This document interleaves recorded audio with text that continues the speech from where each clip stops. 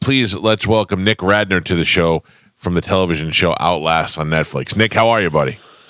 I'm doing great, Mike. Thanks for having me on. How's everything? Good. I feel like I know you because I watched you in the woods for so many weeks.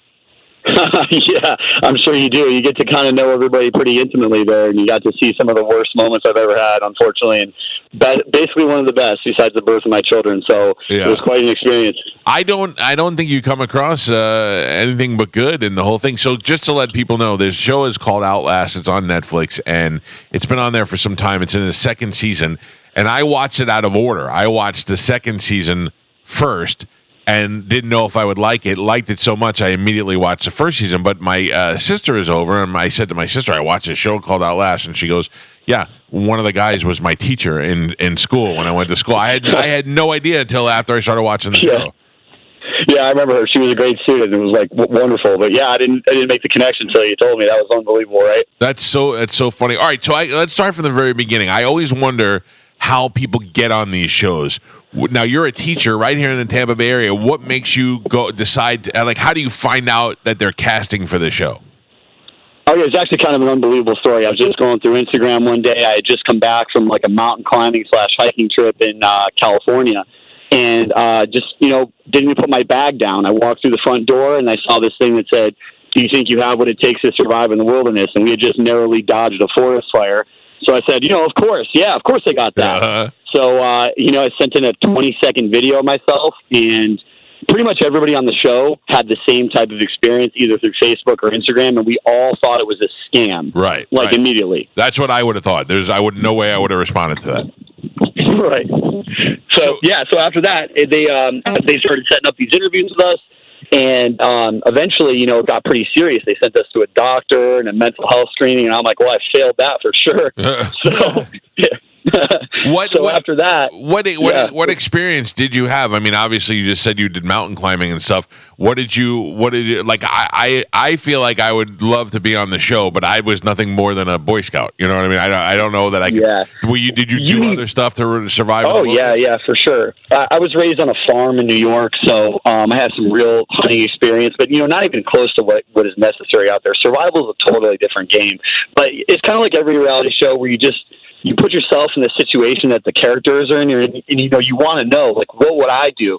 So they had asked me about my experiences, and I'm a decent outdoorsman. I can identify trees and plants, and I know a little bit about trapping, but I'm just not super experienced. But I knew, coming from a wrestling background, that I don't care how good these guys, they're going to break down about 2 weeks when they haven't had food, and your skills there's a lot of luck involved too. Yeah. To be honest with you, where you're going to be at, each spot was different. So the hunting was different, and you can see it in like the second season really well, how much some camps struggle to get food and the other camps seem to have it made. We got into a really good situation. We were about a half a mile away from fresh water. So just being able to hike out for water by like the second or third week was unbelievably difficult. So, it's a lot of your prior experience and how much you can adapt to the environment while you're there. But really the game is mental toughness. If you're just not mentally tough, I don't care how good you are at survival and foraging. I saw people that were way more skilled than me out there just break down. Yeah, I mean, all the factors that come in, the weather factors, the loneliness factors, and then your the kid. Hunger. Yeah, you think about your family. But I'm sure unknown, too, like stuff you don't realize until you're out there, and it's the 12th day, and you're like, oof, I didn't realize they threw us curveballs. They threw us big-time curveballs, and I'm telling you right now, second season got a little bit easier with the weather. We had 8 days of rain straight, 42 degrees, and I almost felt bad for the guys that were like in Vietnam who just got rained on constantly. Yeah. I'll tell you one thing, being rained on for 8 days straight can make you go insane. Oh, I bet. For sure. I bet just that feeling of being wet or just sitting there and doing nothing, that's awful. And in your mind, all you're hearing is Rooster by Alice in Chains. And you're like, what is going on? I kind of did get like that. So for those people who don't know, they get there, they all get to the spot, and then they organically just form into teams, or at least that's the way they make it look on the thing. That's exactly how it went. Exactly how it went. And the way they sold it to us was it was going to be a team-based competition, but they segregated us from the very moment we were there, and the rules were do not talk to one another, because you want to know who's good. You only see these people during the group picture and the day you get dropped off. I mean, we flew in a Alaskan bush plane. It was so cool. We saw like whales from the air, and you're looking down on this crazy terrain, and you are way out. Like we're not close to any type of civilization. There's like a small town 40 minutes away by airplane. The rest of us had to get there by boat. So when you're dropped, all of a sudden there is a thing called drop shock. So, if you see it on Alone and you see it on some of these other shows where all your knowledge seems to go right out the window and you can't think. You can't plan. Like, you have this plan and, just like Mike Tyson says, right, everybody's got a plan until they get punched in the mouth. Right. So it was kind of like that. They dropped us and it's like pick a team and you're like, what? Like you can't even think. What? And you're just kind of eyeballing people. And I got real lucky that the dude I picked, Seth, and me stuck it out, and some of the other women were really tough on that show too. So we just kind of gelled together, and then we made the team from there. But we knew nothing about one another, nothing. Well, it's interesting because sometimes you look at a guy and you go, all right, well, this guy clearly has some, he's 6'3", he's a monster, he looks like he's good, and you're like, I'll take that guy. But who's picking like Tanya? Tanya was like a 70-year-old lady. Right. I thought, like, how did she make the show? And she was tough. She ended up being pretty tough. I'm telling you right now, if you make it past day 14, you're pretty tough. Like, it is a mental battle every moment. And, like, I know I talked a lot about not wanting to, not quitting out there. Yeah. That's a lot of me convincing myself not to quit. And, because there's not a moment out there where at some point a cheeseburger doesn't become worth $250,000 to you. So, for people who don't know, they give you a flare, and when you're ready to quit, you just shoot the flare off in the sky, and then the other teams don't even really know who it is that flared out until it starts dwindling down to people. It's a very interesting show. And the entire time. That flare gun's bad juju. That flare gun, we didn't want to touch it. No. We left it outside of our camp. We left it buried under a rock. We didn't even want it. We didn't want to sleep next to that thing. That flare gun becomes a symbol of like your end. Yeah. And I kind of knew too that like from the sport of wrestling, I know how people are. They don't want to be. You don't want to have that woulda, coulda, shoulda. I was truly prepared to die out there. Yeah. I mean, my kids, or be medevac. I didn't think I was going to totally die, but you never know. Right. The contract they made us sign was pretty wild. We're not responsible for your death by war or riot, submersion in water. I'm like, war or riot? Oh. Okay. So it was. Speaking of water, how cold was that water? Because there were so many times I'd be like, just jump in the water, and then I thought, oh, that water's got to be freezing. Yeah. Oh, it was bad. We went in twice, and they cut it out of the show. We had so much more stuff that happened on the show that just didn't make the editing for because it didn't fit their narrative pretty good, and or it would have confused the story. At one point, Seth on my team, to win a challenge to win a fishing kit, before we caught those fish, there was a whole challenge that they didn't even add into the show.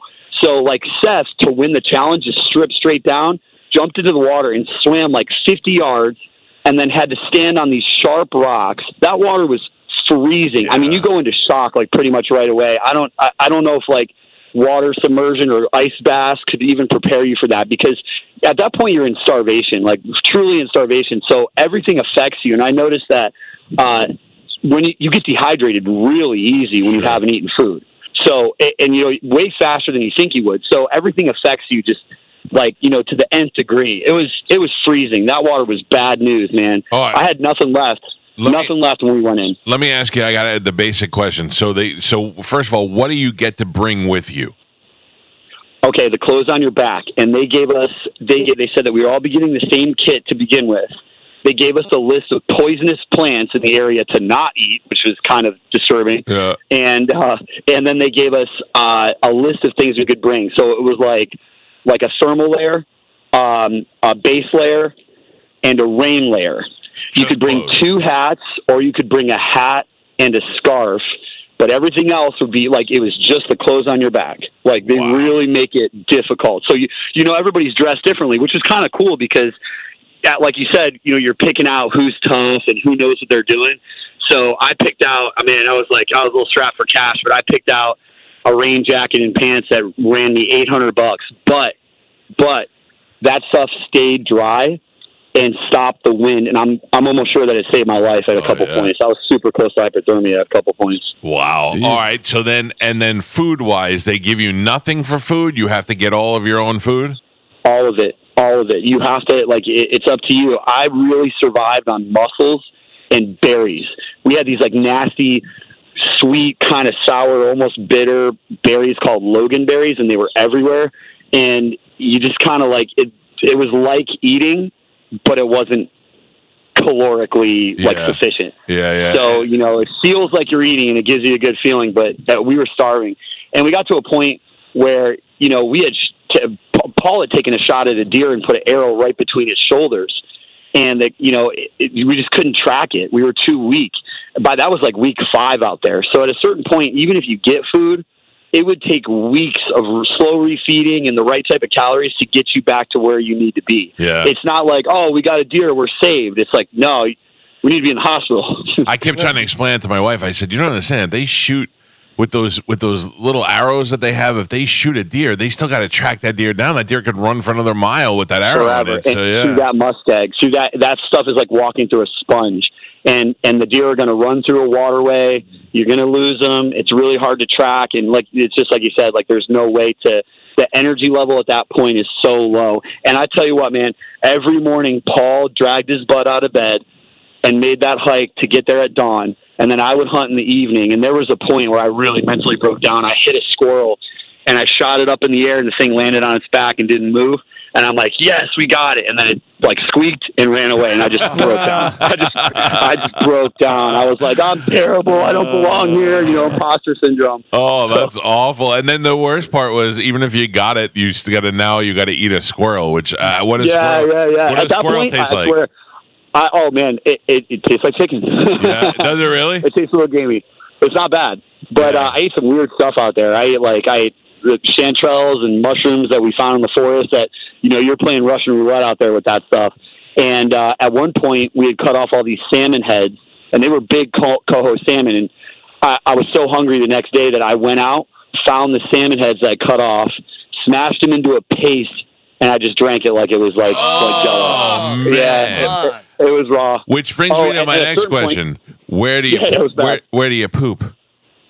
Okay, so you only poop when you eat, to be honest with you. Yeah. And I went about 5 times. So that tells you how many times I really ate something substantial. And how long were you there? 40 days, start to finish. And you only poop 5 times? 5 times. I try to tell people it's kind of like, you go to like a place like, I don't know, Carrabba's or something, you get a big caloric meal. If you were to take like 4 of those big dinners at Carrabba's for 40 days, that is the total amount of calories I probably put in, probably 20,000 calories. Wow. In 40 days. Yeah, and you're burning between 4,000 and 5,000 calories. You can't sleep at night. You're freezing. The anxiety of starving is probably the worst part. And for a couple months after the show, I would get these crazy anxiety attacks, and I couldn't figure out why. And finally it hit me, like, I'm just hungry. Yeah. When I would get hungry, your body like remembers like, oh, I'm starving. So and you got to tell yourself like, no, I'm not starving. I'm okay. So it can mess you up. Crazy. You don't, and they give us like the most cursory exam afterwards. They're like, they call you up just to cover their bases legally and say like, hey, how you doing? You feel like you're okay mentally? You're sitting there like sobbing in the hotel. I'm like, yeah, I'm fine. I'm good. And then you hang up and then that's it. Check that box. But yeah, we were all I'm telling you, everybody on the show talks about it. Even if you win, that show messes you up quite a bit. It does. How long until you feel like you're back to normal after the show's over? 8 months. Really? 8 months. 8 months it took. Yeah, it took about 4 months for me to, I was too weak to walk or hold my daughter when I got back. They just sent us right home. So it was the craziest feeling. They helicoptered us out. I hadn't stepped on concrete for 40 days. Yeah. Stepping on concrete actually hurt my knees. Oh, it was real strange, hard surface. And then a day after that, they just sent us home. And they're like, all right, we'll be in contact. And, they just dump you kind of. So I had to get home and I had to figure out how to eat again. And I was still losing weight. So it was pretty alarming. It took a long time. Obviously, everybody that's watching the show as they're watching is, I wonder what I would do. I wonder how I would survive. And then I got on the show when we came back, and I was like, we need to go out in the woods for a weekend and see who can survive out there. And I'm just talking about doing it for a weekend. I think it'd be hilarious. But it would. Have you watched Alone? Absolutely. Oh, dude, if you're any type of competitor, I watched and took notes on every season. I mean, I threw myself into it. I YouTubed every single one of these survivalists just to pick up tips and tricks. And that's better for mental preparation. Unless you're practicing this stuff constantly, it's just all head knowledge, because you get out there and it's a totally different game. I like to tell people, like, hey, just go into your backyard, and that's the same environment. Go in your backyard and try to survive a week. You don't even have to go far. You got to figure it out. I watched this show, and some of the teams, they had these tarps and they built these campsites, and they got in there and had the fire where the fire would blow into the thing. And I thought, these guys are good. Then I watched Alone. And these bitches are out there making log cabins with their bare hands. They're like, insane. oh wow, those people are insane. That way, but Alone is the next level. Yeah, Alone is the next level. You watch those guys, and they're the real deal. I'm a high school teacher, and I this is my passion, but it's not my lifestyle. And these guys out there are so knowledgeable. And the other thing about survival is it's a constant warfare game. And you're always learning. In my opinion, I don't think that you could ever learn enough survival stuff. It's a lifelong kind of pursuit. Yeah, and, When I was a kid, I was a Boy Scout, and I went to a Boy Scout camp, and there was this merit badge that was wilderness survival, and they basically gave you a small packet of matches and a tarp, and was like, dropped us off in the woods and said, see you tomorrow. And we only had to spend the night there. But I was also 13 years old, so it was hard. But also after you do it, you really feel like I've accomplished something. I can survive out here, even though it was only one night for me. Yeah. You must feel like now any task that comes your way, you're like, I can handle this.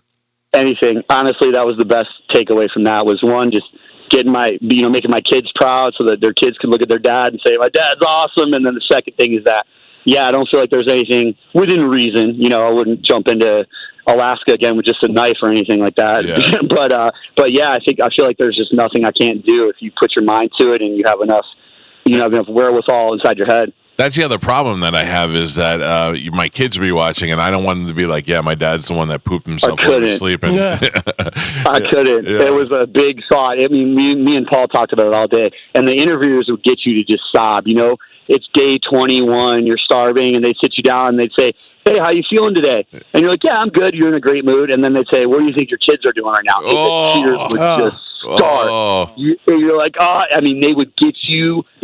They're so good at getting every emotion out of you. It's really they know what they're doing. So it's pretty wild. What about the people? The other thing I thought of is I get pretty lonely out there without my wife, and there's some girls out there, and I'm like, I'm gonna just not that we're gonna have sex, but I mean, I'd want to sleep up against this girl, maybe. No, that's true. Yeah. That's true. So Seth, he's him and his wife have a great relationship, but having Angie around really calmed Seth down, because Seth has never been separated from his wife. They're together pretty much, doing everything together, and they hike and they climb. And when he was away from her was the first time on Outlast, and he was having a real problem with it. So he bonded with Angie, and I could just see it. He was taking care of her, and he was real nurturing towards her. So having that female presence around, if in lieu of your wife, nothing, no hanky panky going on. No one, trust me. That's the first thing that shuts down when you're starving. You don't care. Your body's just I don't need this. And your balls probably stink. Dude, we smelled by the last day. Jumping in that water was the first bath I took in 40 days. So let me just tell you, it was great. It was all right, I'm clean now. It was wild. Well, let me tell everybody who hasn't seen it. The show is called Outlast. It's on Netflix. There's 2 seasons. This is Nick Radner. Nick is a teacher and a high school wrestler. He's one of the. I'm not going to give away anything, but he's one of the highlights of the show. And it turns out he's right here in the Tampa Bay area. I really enjoyed watching him, man. I love talking to you about it. I'm sure I have a million more questions, but I don't want to keep you all day. No problem, man. Any thought, any plans on anything else? I would love to see them bring back a best of some people from the first season and some from the second season, or throw you guys. Let me tell you, if it's already in the works, I'm going without a second thought. Oh, that's good. Without a second thought. Good to know. So hopefully you see me again. Yeah. Hey, thank you for taking the time for us today, man. Good to talk to you. Hey, thanks for having me on, Mike. Have a good day. All right, Nick. You too. See you later. There you go. Nick Radner.